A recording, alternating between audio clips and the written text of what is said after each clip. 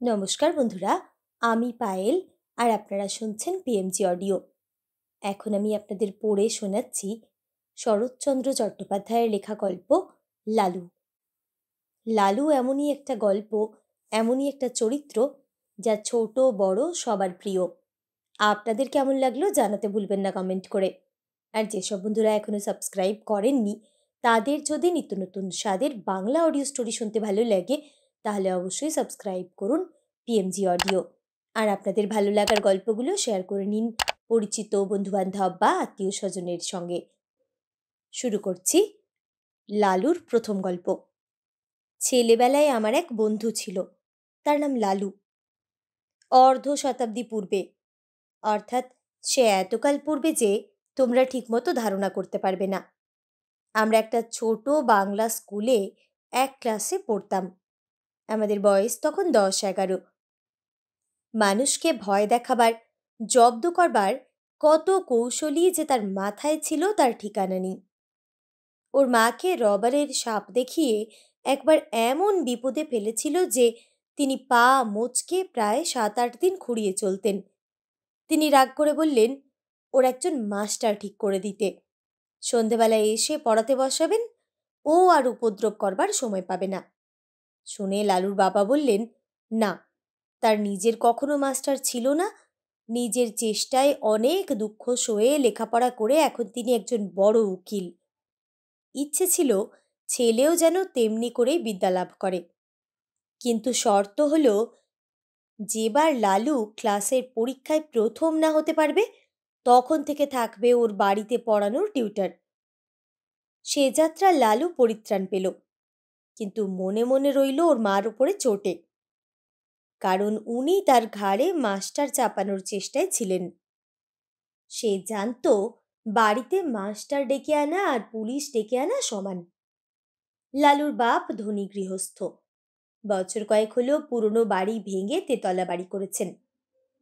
সেই অবধি লালুর মায়ের আশা গুরুদেবকে এ বাড়িতে এনে তার পায়ের ধুলো নেন, কিন্তু তিনি বৃদ্ধ, ফরিদপুর থেকে এত দূরে আসতে রাজি হন না। কিন্তু এইবার সেই সুযোগ ঘটেছে। স্মৃতিরত্ন সূর্যগ্রহণ উপলক্ষে কাশী এসেছেন। সেখান থেকে লিখে পাঠিয়েছেন ফেরবার পথে নন্দরানীকে আশীর্বাদ করে যাবেন। লালুর মার আনন্দ আর ধরে না, উদ্যোগ আয়োজনে ব্যস্ত। এতদিনে মনস্কামনা সিদ্ধ হবে, গুরুদেবের পায়ের ধুলো পড়বে, বাড়িটা পবিত্র হয়ে যাবে। নিচের বড় ঘরটা থেকে আসবাবপত্র সরানো হলো, নতুন ফিতের খাট, নতুন শয্যা তৈরি হয়ে এলো। গুরুদেব শোবেন। এই ঘরেরই এক কোণে তার পুজো আহ্নিকের জায়গা হলো, কারণ তেতলার ঠাকুর ঘরে উঠতে নামতে তার কষ্ট হবে। দিন কয়েক পরে গুরুদেব এসে উপস্থিত হলেন। কিন্তু কি দুর্যোগ! আকাশে ছেয়ে কালো মেঘের ঘটা, যেমন ঝড় তেমনি বৃষ্টি, তার আর বিরাম নেই। এদিকে মিষ্টান্নাদি তৈরি করতে, ফল ফুল সাজাতে লালুর মা নিঃশ্বাস নেবার সময় পান না। তারই মধ্যে স্বহস্তে ঝেড়ে ঝুড়ে মশারি গুঁজে দিয়ে বিছানা করে গেলেন। নানা কথাবার্তায় রাত হয়ে গেল। পথশ্রমে ক্লান্ত গুরুদেব আহারাদি সেরে শয্যা গ্রহণ করলেন। চাকর বাকর ছুটি পেলে। সুকোমল শয্যার পারিপাট্যে প্রসন্ন গুরুদেব মনে মনে নন্দরানীকে আশীর্বাদ করলেন। কিন্তু গভীর রাতে অকস্মাৎ তার ঘুম ভেঙে গেল। ছাদ চুঁইয়ে মশারি ফুঁড়ে তাঁর সুপরিপুষ্ট পেটের উপর জল পড়ছে। উফ, কি ঠান্ডা সে জল! শশব্যস্তে বিছানার বাইরে এসে পেটটা মুছে ফেললেন।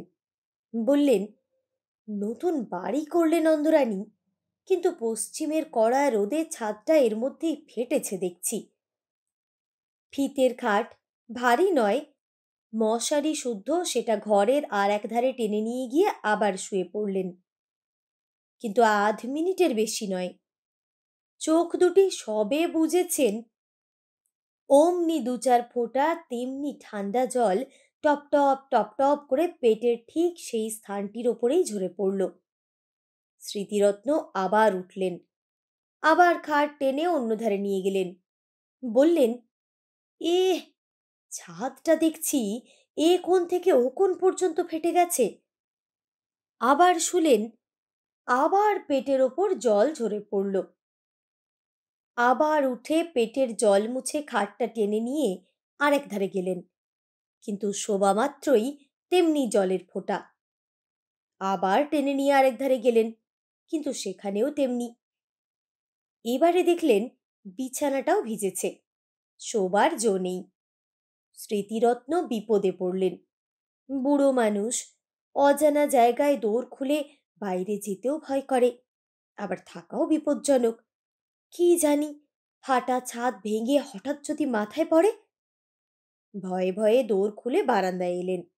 সেখানে লণ্ঠন একটা জ্বলছে বটে, কিন্তু কেউ কোথাও নেই, ঘোর অন্ধকার।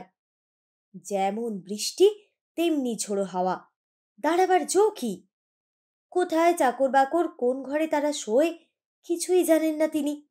চেঁচিয়ে ডাকলেন, কিন্তু কারও সাড়া মিলল না।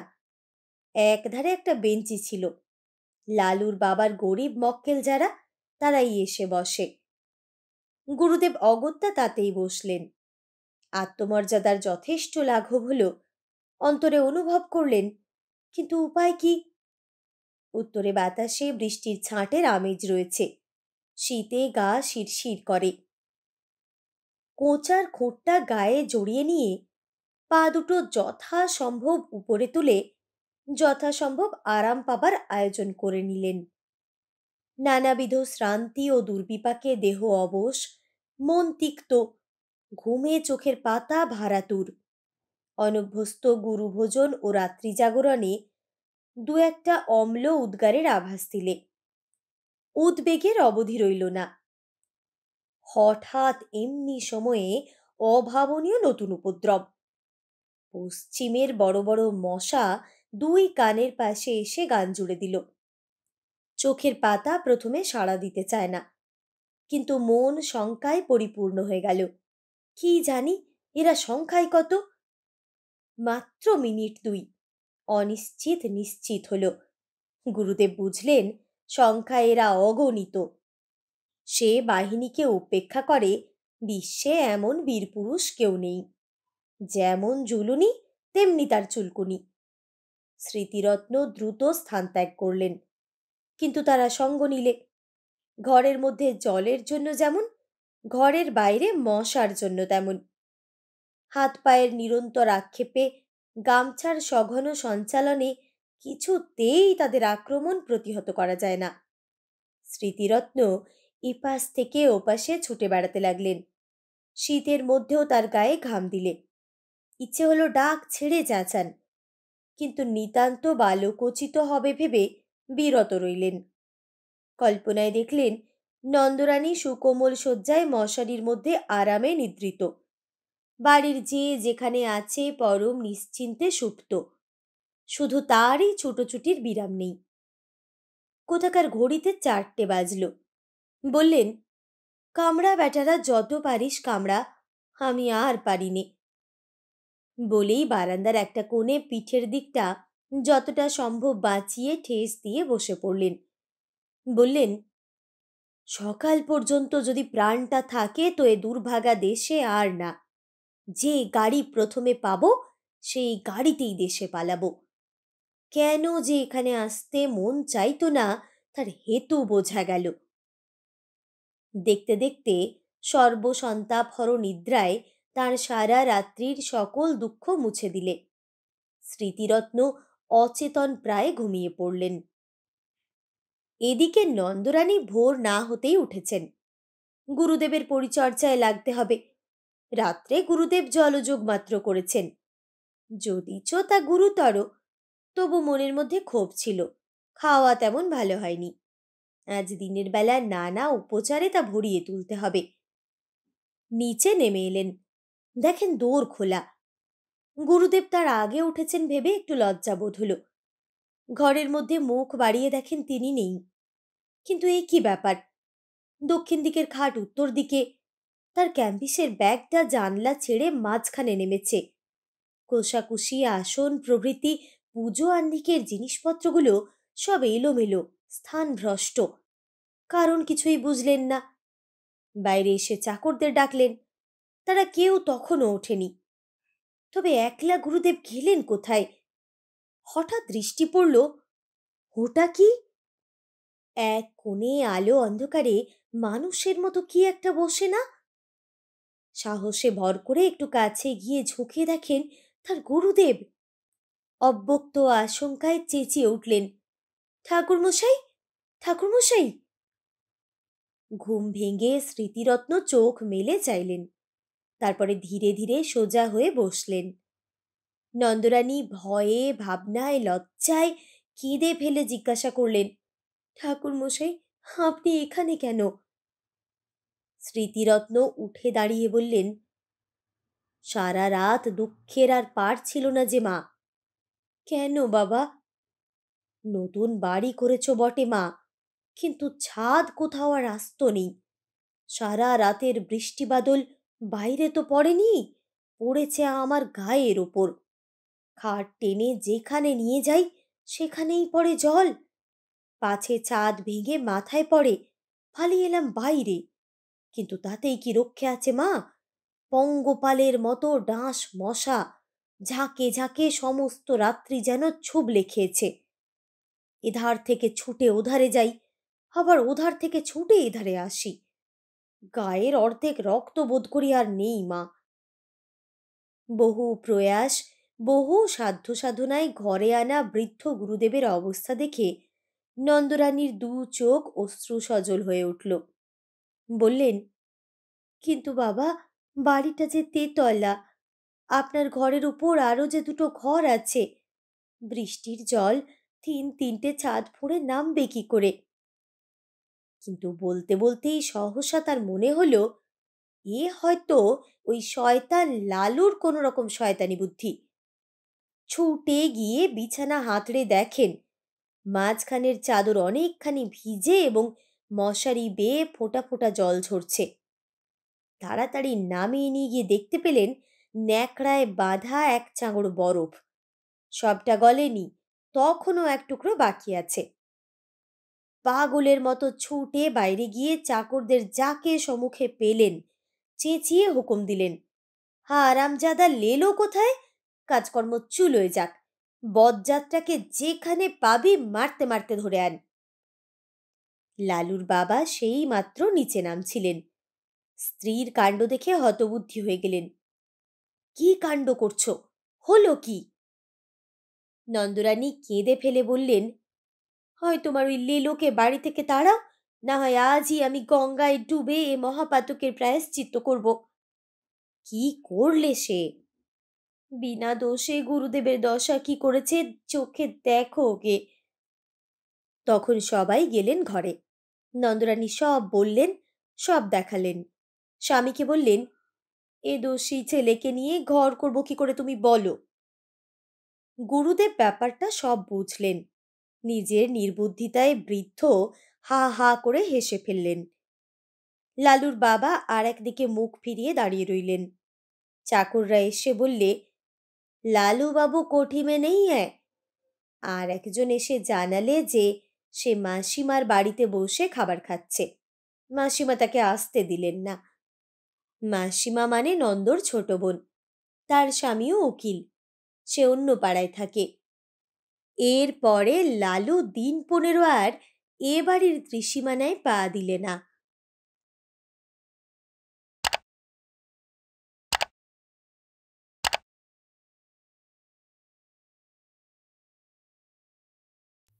তার ডাকনাম ছিল লালু। ভালো নাম অবশ্য একটা ছিলই, কিন্তু মনে নেই। জানো বোধ হয় হিন্দিতে লাল শব্দটার অর্থ হচ্ছে প্রিয়। এ নাম কে তাকে দিয়েছিল জানি নে, কিন্তু মানুষের সঙ্গে নামের এমন সঙ্গতি কদাচিৎ মেলে। সে ছিল সকলের প্রিয়।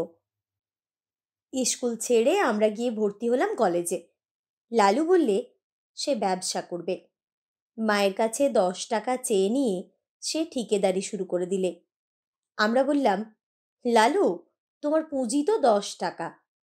সে হেসে বললে, হার কত চাই, এই তো ঢের। সবাই তাকে ভালোবাসত, তার কাজ জুটে গেল।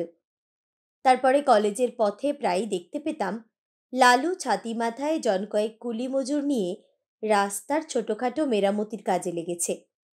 আমাদের দেখে হেসে তামাশা করে বলতো, যা যা দৌড়ো, পার্সেন্টেজের খাতায় এক্ষুনি ঢেরা পড়ে যাবে। আরও ছোটকালে যখন আমরা বাংলা স্কুলে পড়তাম, তখন সে ছিল সকলের মিস্ত্রি। তার বইয়ের থলির মধ্যে সর্বদাই মজুদ থাকত একটা হামানদিস্তার ডাঁটি, একটা নরুন, একটা ভাঙা ছুরি, ফুটো করবার একটা পুরনো তুরপুনের ফলা, একটা ঘোড়ার নাল। কি জানি কোথা থেকে সে এসব সংগ্রহ করেছিল, কিন্তু এ দিয়ে পারত না সে এমন কোনো কাজ নেই। স্কুল শুদ্ধ সকলের ভাঙা ছাতি সারানো, স্লেটের ফ্রেম আটা, খেলতে গিয়ে ছিঁড়ে গেলে তখনই জামাকাপড় সেলাই করে দেওয়া, এমন কত কি। কোনো কাজে কখনো না বলতো না, আর করতোও চমৎকার। একবার ছট পরবের দিনে কয়েক পয়সার রঙিন কাগজ আর শোলা কিনে কি একটা নতুন তৈরি করে সে গঙ্গার ঘাটে প্রায় 2.5 টাকার খেলনা বিক্রি করে ফেললে। তার থেকে আমাদের পেট ভরে চিনেবাদাম ভাজা খাইয়ে দিলে। বছরের পর বছর যায়, সকলে বড় হয়ে উঠলাম। জিমন্যাস্টিকের আখড়ায় লালুর সমকক্ষ কেউ ছিল না। তার গায়ে জোর ছিল যেমন অসাধারণ, সাহস ছিল তেমনি অপরিসীম। ভয় কাকে বলে সে বোধ করি জানত না। সকলের ডাকেই সে প্রস্তুত, সবার বিপদেই সে সকলের আগে এসে উপস্থিত। কেবল তার একটা মারাত্মক দোষ ছিল, কাউকে ভয় দেখাবার সুযোগ পেলে সে কিছুতেই নিজেকে সামলাতে পারত না। এতে ছেলে বুড়ো গুরুজন সবাই তার কাছে সমান।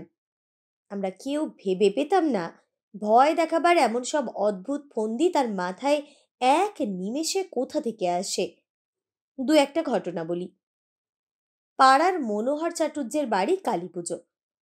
দুপুর রাতে বলির ক্ষণ বয়ে যায়, কিন্তু কামার অনুপস্থিত। লোক ছুটল ধরে আনতে, কিন্তু গিয়ে দেখে সে পেটের ব্যথায় অচেতন। ফিরে এসে সংবাদ দিতে সবাই মাথায় হাত দিয়ে বসল। উপায়? এত রাত্রে ঘাতক মিলবে কোথায়? দেবীর পুজো পণ্ড হয়ে যায় যে। কে একজন বললে, পাটা কাটতে পারে লালু, এমন অনেক সে কেটেছে। লোক দৌড়ল তার কাছে। লালু ঘুম ভেঙে উঠে বসে বলল, না। না কি গো, দেবীর পুজোয় ব্যাঘাত ঘটলে সর্বনাশ হবে যে। লালু বলল, হয় হোক গে, ছোটবেলায় ও কাজ করেছি, কিন্তু এখন আর করব না। যারা ডাকতে এসেছিল তারা মাথা কুটতে লাগলো। আর 10-15 মিনিট মাত্র সময়, তারপরে সব নষ্ট, সব শেষ। তখন মহাকালীর কোপে কেউ বাঁচবে না। লালুর বাবা এসে আদেশ দিলেন যেতে। বললেন, ওরা নিরুপায় হয়েই এসেছেন, না গেলে অন্যায় হবে, তুমি যাও। সে আদেশ অমান্য করার সাধ্য লালুর নেই। লালুকে দেখে চাটুজ্যেমশাইয়ের ভাবনা ঘুচল। সময় নেই। তাড়াতাড়ি পাঁঠা উৎসর্গিত হয়ে কপালে সিঁদুর, গলায় জবার মালা পরে হাড়ি কাঠে পড়ল। বাড়ি শুদ্ধ সকলের মা মা রবের প্রচণ্ড চিৎকারে নিরুপায় নিরীহ জীবের শেষ আর্তকণ্ঠ কোথায় ডুবে গেল। লালুর হাতের খড়গ নিমেষে ঊর্ধ্বথিত হয়েই সজোরে নামল। তারপরে বলির ছিন্ন কণ্ঠ থেকে রক্তের ফোয়ারা কালো মাটি রাঙা করে দিলে। লালু ক্ষণকাল চোখ বুজে রইল। ক্রমশ ঢাক, ঢোল, কাঁসির সংমিশ্রণে বলির বিরাট বাজনা থেমে এলো। যে পাঁঠাটা অদূরে দাঁড়িয়ে কাঁপছিল, আবার তার কপালে চড়ল সিঁদুর, গলায় দুলল রাঙা মালা। আবার সেই হাঁড়ি কাঠ, সেই ভয়ঙ্কর অন্তিম আবেদন, সেই বহু কণ্ঠের সম্মিলিত মা মা ধ্বনি। আবার লালুর রক্তমাখা খাড়া উপরে উঠে চক্ষের পলকে নিচে নেমে এলো। পশুর দ্বিখণ্ডিত দেহটা ভূমিতলে বার কয়েক হাত পা আছড়ে কি জানি তাকে শেষ নালিশ জানিয়ে স্থির হলো। তার কাটা গলার রক্তধারা রাঙা মাটি আরো খানিকটা রাঙিয়ে দিলে। ঢুলিরা উন্মাদের মতো ঢোল বাজাচ্ছে। উঠোনে ভিড় করে দাঁড়িয়ে বহু লোকের বহু প্রকারের কোলাহল। সম্মুখের বারান্দায় কার্পেটের আসনে বসে মনোহর চাটুর্যে মুদ্রিত নেত্রে ইষ্টনাম জপে রত। অকস্মাৎ লালু ভয়ঙ্কর একটা হুঙ্কার দিয়ে উঠল। সমস্ত শব্দ সাড়া গেল থেমে। সবাই বিস্ময়ে স্তব্ধ। এ আবার কি? লালুর অসম্ভব বিস্ফারিত চোখের তারা দুটো যেন ঘুরছে। চেঁচিয়ে বললে, আর পাঠা কই? বাড়ির কে একজন ভয়ে ভয়ে জবাব দিলে, আর তো পাঁঠা নেই, আমাদের শুধু দুটো করেই বলি হয়। লালু তার হাতের রক্তমাখা খাড়াটা মাথার উপরে বার দুই ঘুরিয়ে ভীষণ কর্কশ কণ্ঠে গর্জন করে উঠল, নেই পাঠা? সে হবে না, আমার খুন চেপে গেছে। দাও পাঠা, নইলে আজ আমি যাকে পাবো ধরে নরবলি দেব। মা, মা, জয় কালী! বলেই একটা মস্ত লাফ দিয়ে সে হাড়ি কাঠের এদিক থেকে ওদিকে গিয়ে পড়ল। তার হাতের খাড়া তখন বন বন করে ঘুরছে। তখন যে কাণ্ড ঘটল ভাষায় বর্ণনা করা যায় না। সবাই একসঙ্গে ছুটল সদর দরজার দিকে, পাছে লালু ধরে ফেলে।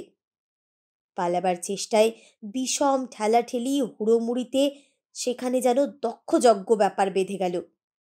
কেউ পড়ছে গড়িয়ে, কেউ হামাগুড়ি দিয়ে, কেউ কারো পায়ের ফাঁকের মধ্যে মাথা গলিয়ে বেরোবার চেষ্টা করছে, কারো গলা কারো বগলের চাপের মধ্যে পড়ে দম আটকাবার মতো হয়েছে। একজন আরেকজনের ঘাড়ের ওপর দিয়ে পালাবার চেষ্টায় ভিড়ের মধ্যে মুখ থুবড়ে পড়ছে। কিন্তু এসব মাত্র মুহূর্তের জন্য, তারপরেই সমস্ত ফাঁকা। লালু গর্জে উঠল, মনোহর চাটুর্যে কই? পুরুত গেল কোথায়? পুরুত রোগা লোক, সে গণ্ডগোলের সুযোগে আগে গিয়ে লুকিয়েছে প্রতিমার আড়ালে। গুরুদেব কুশাসনে বসে চণ্ডীপাঠ করছিলেন। তাড়াতাড়ি উঠে ঠাকুর দালানের একটা মোটা থামের পিছনে গা ঢাকা দিয়েছেন। কিন্তু বিপুল আয়তন দেহ নিয়ে মনোহরের পক্ষে ছোটাছুটি করা কঠিন। লালু এগিয়ে গিয়ে বাঁ হাতে তার একটা হাত চেপে ধরলে, বললে, চলো, হাড়ি কাঠে গিয়ে গলা দেবে। একে তার বজ্রমুষ্টি, তাতে ডান হাতে খাড়া। ভয়ে চাটুজ্যের প্রাণ উড়ে গেল। কাঁদো কাঁদো গলায় মিনতি করতে লাগলেন, লালু বাবা, স্থির হয়েছে দেখো, আমি পাঠা নই, মানুষ। আমি সম্পর্কে তোমার জ্যাঠামশাই হই বাবা। তোমার বাবা আমার ছোট ভাইয়ের মতো। সে জানি নে, আমার মাথায় খুন চেপেছে। চলো, তোমাকে বলি দেব, মায়ের আদেশ। চাটুজ্যে ডুকরে কেঁদে উঠলেন, না বাবা, মায়ের আদেশ নয়, কক্ষনো নয়, মা যে জগজ্জননী। লালু বললে, জগজ্জননী? সে জ্ঞান আছে তোমার? আর দেবে পাঠা বলি? দেখে পাঠাবে আমাকে পাঠা কাটতে? বলো। চাটুজ্যে কাঁদতে কাঁদতে বললেন, কোনো দিন নয় বাবা, আর কোনো দিন নয়। মায়ের সম্মুখে তিন সত্যি করছি, আজ থেকে আমার বাড়িতে বলি বন্ধ। ঠিক তো? ঠিক বাবা, ঠিক, আর কখনো না। আমার হাত ছেড়ে দাও বাবা, একবার পায়খানায় যাব। লালু হাত ছেড়ে দিয়ে বললে, আচ্ছা যাও, তোমাকে ছেড়ে দিলাম, কিন্তু পুরুত পালালো কোথা দিয়ে? গুরুদেব সে কই?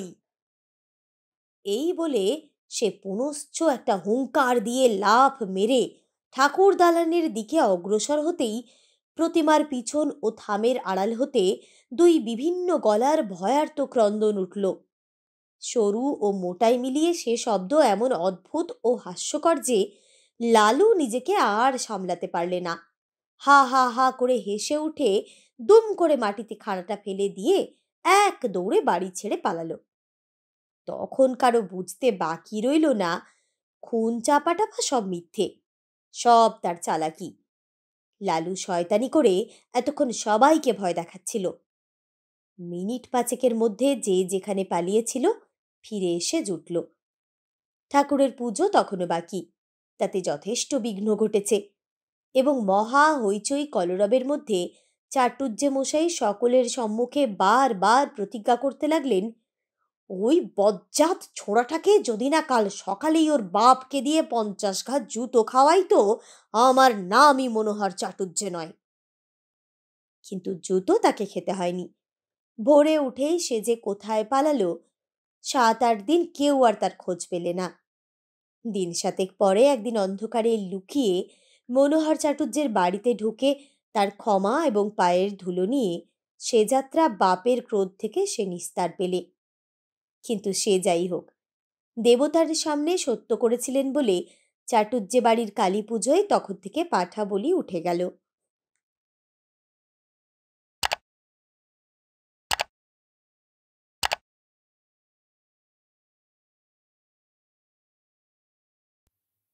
আমাদের শহরে তখন শীত পড়েছে। হঠাৎ কলেরা দেখা দিলে তখনকার দিনে অলা ওঠার নামে মানুষ ভয়ে হতজ্ঞান হতো। কারো কলেরা হয়েছে শুনতে পেলে সে পাড়ায় মানুষ থাকত না। মারা গেলে দাহ করার লোক মেলা দুর্ঘট হতো। কিন্তু সে দুর্দিনেও আমাদের ওখানে একজন ছিলেন যার কখনো আপত্তি ছিল না। গোপাল খুড়ো তার নাম। জীবনের ব্রত ছিল মরা পোড়ানো। কারো অসুখ শক্ত হয়ে উঠলে তিনি ডাক্তারের কাছে প্রত্যহ সংবাদ নিতেন। আশা নেই শুনলে খালি পায়ে গামছা কাঁধে তিনি ঘণ্টা 2 পূর্বেই সেখানে গিয়ে উপস্থিত হতেন। আমরা জনা কয়েক ছিলাম তার চেলা। মুখ ভার করে বলে যেতেন, ওরে, আজ রাত্রিটা একটু সতর্ক থাকিস, ডাকলে যেন সাড়া পাই। রাজদ্বারে শ্মশানে চ, শাস্ত্রবাক্য মনে আছে তো? আগে আছে বই কি, আপনি ডাক দিলেই গামছা সমেত বেরিয়ে পড়ব। বেশ বেশ, এই তো চাই, এর চেয়ে পুণ্যকর্ম সংসারে নেই। আমাদের দলের মধ্যে লালুও ছিল একজন। ঠিকেদারির কাজে বাইরে না গেলে সে কখনো না বলতো না। সেদিন সন্ধেবেলা বিষণ্ণ মুখে খুড়ো এসে বললেন, বিষ্টু পণ্ডিতের পরিবারটা বুঝি রক্ষে পেলে না? সবাই চমকে উঠলাম। অতি গরিব বিষ্টু ভট্টাচার্যের কাছে বাংলা স্কুলে আমরা ছেলেবেলায় পড়েছিলাম। নিজে সে চিররুগ্ন এবং চিরদিন স্ত্রীর প্রতি একান্ত নির্ভরশীল। জগতে আপনার বলতে কেউ নেই। তার মতো নিরীহ অসহায় মানুষ সংসারে আমি দেখিনি। রাত্রি আন্দাজ 8টা। দড়ির খাটে বিছানা সমেত পণ্ডিত গৃহিণীকে আমরা ঘর থেকে উঠোনে নামালাম। পণ্ডিত মশাই ফ্যাল ফ্যাল করে চেয়ে রইলেন। সংসারে কোনো কিছুর সঙ্গে সে চাহনির তুলনা হয় না এবং সে একবার দেখলে সারা জীবনে ভোলা যায় না। মৃতদেহ তোলবার সময়ে পণ্ডিত মশাই আস্তে আস্তে বললেন, আমি সঙ্গে না গেলে মুখাগ্নির কি হবে? কেউ কিছু বলবার আগে লালু বলে উঠল, ও কাজটা আমি করব পণ্ডিত মশাই। আপনি আমাদের গুরু, সেই সম্পর্কে উনি আমাদের মা। আমরা সবাই জানতাম শ্মশানে হেঁটে যাওয়া তার পক্ষে অসম্ভব। বাংলা স্কুল মিনিট 5 পথ। হাঁপাতে হাঁপাতে সেটুকু আসতেও তার আধ ঘন্টার বেশি সময় লাগত। পণ্ডিত মশাই একটু চুপ করে থেকে বললেন, নিয়ে যাবার সময় ওর মাথায় একটু সিঁদুর পরিয়ে দিবি নে লালু? নিশ্চয়ই দেব পণ্ডিত মশাই, নিশ্চয়ই দেব। বলে এক লাফে সে ঘরে ঢুকে কৌটো বার করে আনলে এবং যত সিঁদুর ছিল সমস্তটা মাথায় ঢেলে দিলে। হরিবোল দিয়ে আমরা গৃহ হতে গৃহিণীর মৃতদেহ চিরদিনের মতো বার করে নিয়ে এলাম। পণ্ডিত মশাই খোলা দোরের চৌকাঠে হাত দিয়ে তেমনি চুপ করে দাঁড়িয়ে রইলেন। গঙ্গার তীরে শ্মশান, অনেক দূর, প্রায় ক্রোশ 3। সেখানে পৌঁছে যখন আমরা সব নামালাম তখন রাত 2টো। লালু খাট ছুঁয়ে মাটিতে পা ছড়িয়ে বসল। কেউ কেউ যেখানে সেখানে শ্রান্তিতে চিত হয়ে শুয়ে পড়ল। শুক্লা দ্বাদশীর পরিস্ফুট জ্যোৎস্নায় বালুময় বহুদূর বিস্তৃত শ্মশান অত্যন্ত জনহীন। গঙ্গার ওপার থেকে কনকনে উত্তরে হাওয়ায় জলে ঢেউ উঠেছে। তার কোনো কোনোটা লালুর পায়ের প্রায় নিচে পর্যন্ত আছাড় খেয়ে খেয়ে পড়ছে। শহর থেকে গরুর গাড়িতে পোড়াবার কাঠ আসে। কি জানি সে কতক্ষণে পৌঁছবে। 8 ক্রোশ দূরে পথের ধারে ডোমদের বাড়ি। আসার সময়ে আমরা তাদের হাঁক দিয়ে এসেছি। তাদের আসতেই বা না জানি কত দেরি। সহসা গঙ্গার ওপারে দিগন্তে একটা গাঢ় কালো মেঘ উঠে প্রবল উত্তরে হাওয়ায় হু হু করে সেটা এপারে ছুটে আসতে লাগলো। গোপাল খুড়ো সভয়ে বললেন, লক্ষণ ভালো ঠেকছে না রে, বৃষ্টি হতে পারে। এই শীতে জলে ভিজলে আর রক্ষে থাকবে না। কাছে কোথাও আশ্রয় নেই, একটা বড় গাছ পর্যন্ত না। কতকটা দূরে ঠাকুর বাড়ির আমবাগানে মালীদের ঘর আছে বটে, কিন্তু অতখানি ছোটা তো সহজ নয়। দেখতে দেখতে আকাশ গেল ছেয়ে, চাঁদের আলো ডুবলো অন্ধকারে। ওপার থেকে বৃষ্টিধারার শোঁ শোঁ শব্দ এলো কানে। ক্রমশ সেটা নিকটতর হয়ে উঠল। আগাম ২-১০ ফোঁটা সকলেরই গায়ে এসে পড়ল তীরের মতো। কি করি কি করি ভাবতে ভাবতেই মুষল ধারায় বৃষ্টি নেমে এলো। মরা রইল পড়ে। প্রাণ বাঁচাতে কে যে কোথায় ছুট দিলে তার ঠিক ঠিকানা নেই।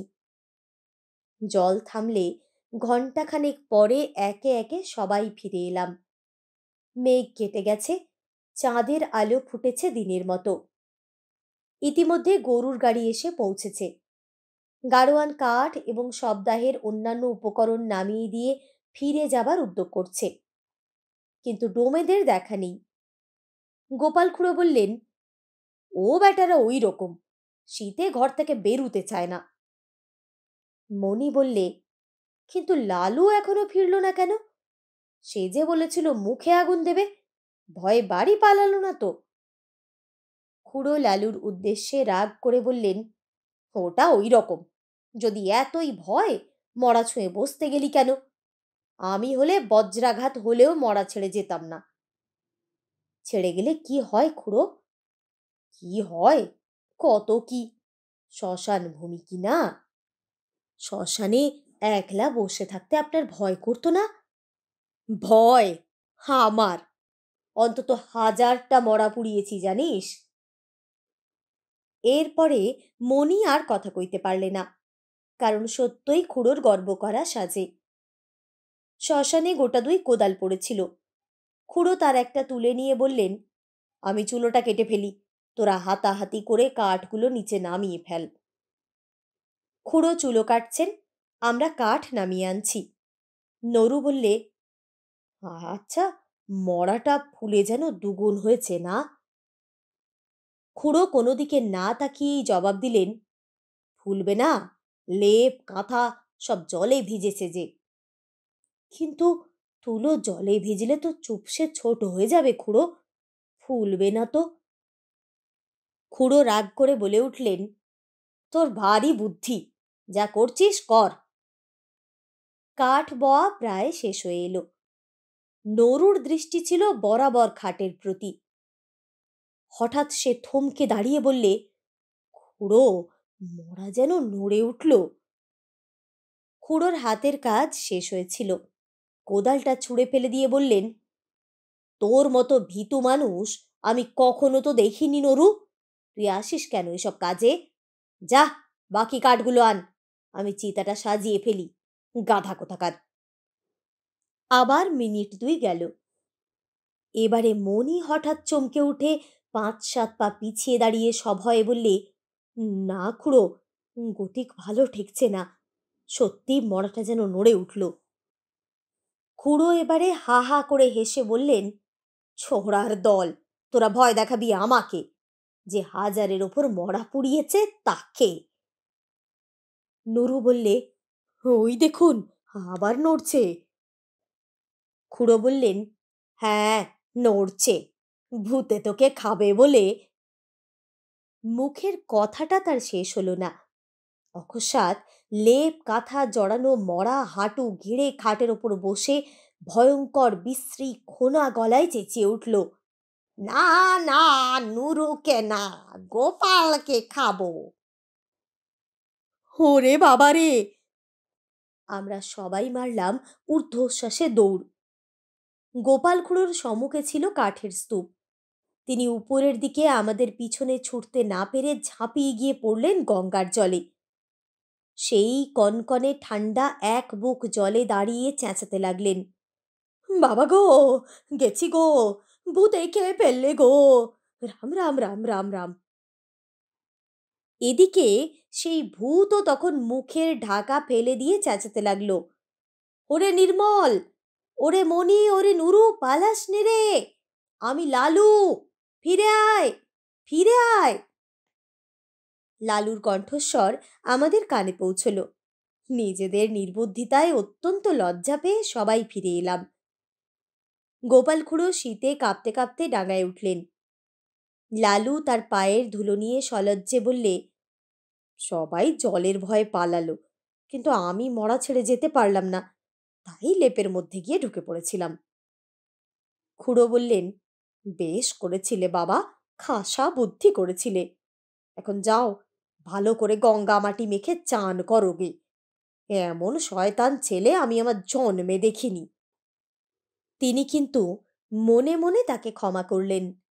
বুঝলেন, এত বড় ভয়শূন্যতা তার পক্ষেও অসম্ভব। এই রাতে একাকী শ্মশানে কলেরার মরা, কলেরার বিছানা, এসব সে গ্রাহ্যই করলে না। মুখে আগুন দেবার কথায় খুড়ো আপত্তি করলেন, না না, সে হবে না, ওর মা শুনতে পেলে আর আমার মুখ দেখবেন না। সব দাহ সমাধা হলো। আমরা গঙ্গায় স্নান সেরে যখন বাড়ি ফিরলাম, তখন সেই মাত্র সূর্যোদয় হয়েছে।